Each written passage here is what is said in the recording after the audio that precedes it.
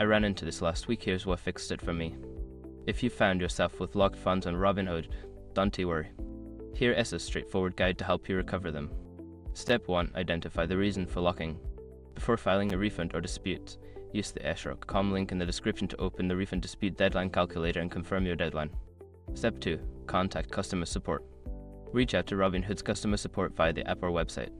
Provide them with your account details and ask for clarification on the locked funds. Step 3. Verify your identity. Be prepared to verify your identity if requested. This may involve uploading documents like a government ID or proof of address. Ensure your documents are clear and legible.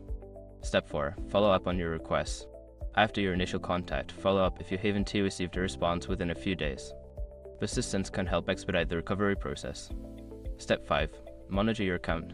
Once you've submitted everything, keep an eye on your account for updates.